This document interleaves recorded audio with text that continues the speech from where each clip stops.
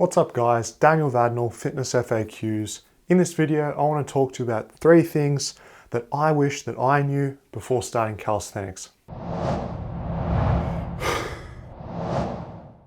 To start off with, I'll give you guys a bit of history about myself for those of you that are new to the channel or just don't know much about me.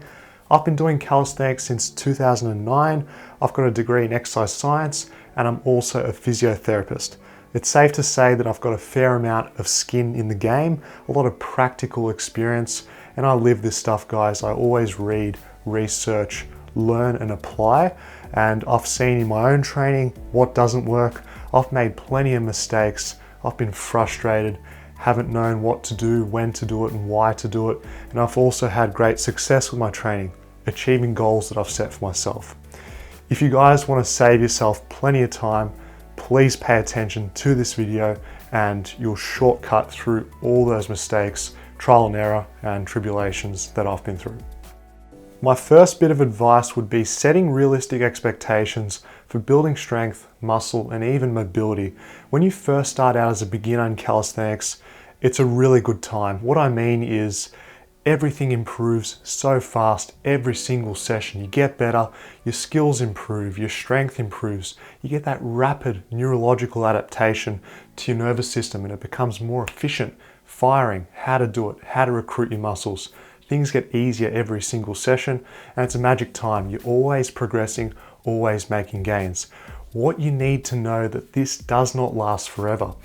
I was frustrated when I first started because after a few months, my rate of progression slowed down. I thought, what am I doing with my training? Am I doing the right things? Could I be doing things more optimally?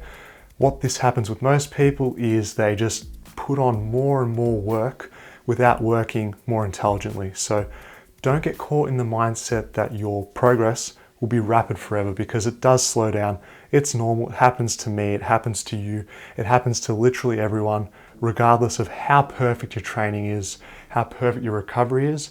Keep that in mind that your rate of progress does slow down. It's natural.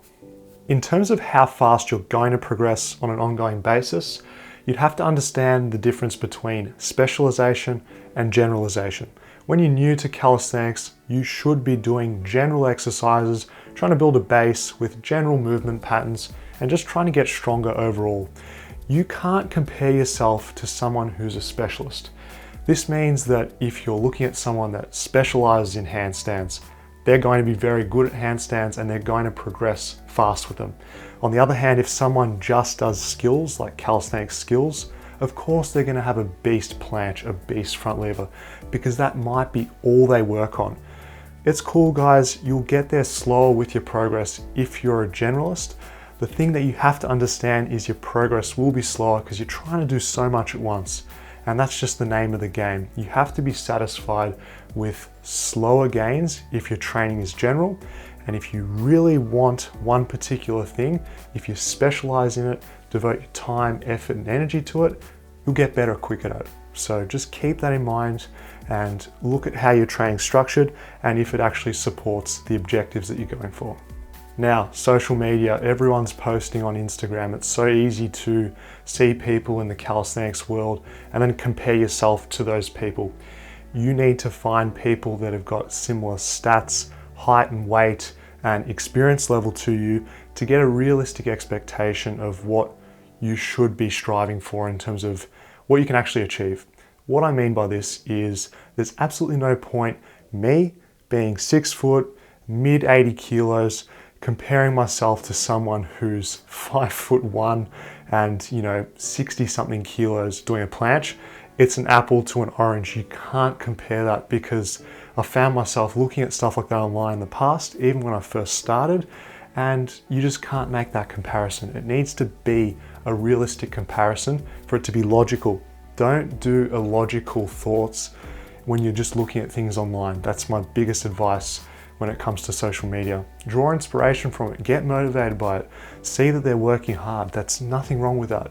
You just can't compare your individual body to someone else's. It's just one way to never be satisfied and never be happy. That's not a good place to be. This advice is very important for those starting calisthenics, even those that have been doing calisthenics for a while and aren't progressing.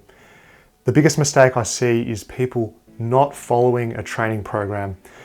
This is just really bad, guys. You're not going to stumble upon success. You're not going to stumble towards the things that you want if you haven't even set them in place to work towards. You always default to the easier path, the easier way of doing things.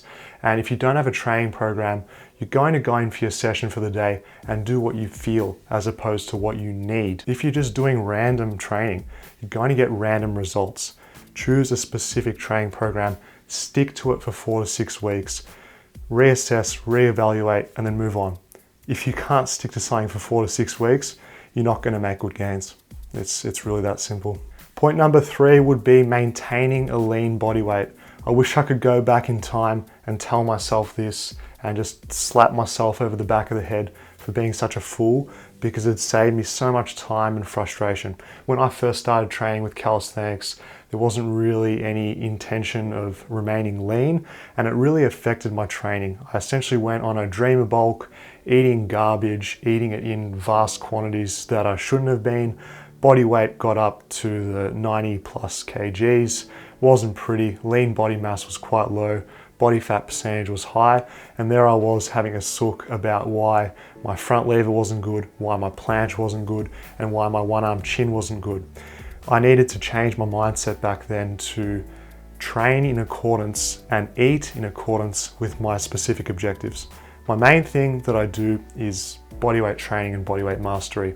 I can't be over here going on some massive bulk to get a small percentage of improvement in muscle mass, especially if that's not your main objective. I would recommend most people maintain a lean body mass of about 12 to 15-ish%, especially as a beginner. Anything higher than that is unnecessary. Muscle gain is a very slow process. If you're within that 12 to 15% range, you'll be in the environment to build muscle, don't stress. And you'll also be in a better position to actually progress with your bodyweight skills. Awesome, guys. I hope you found some valuable information from this video.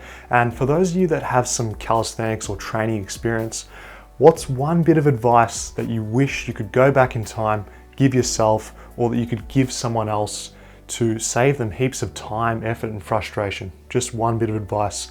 Write it in the comment section below.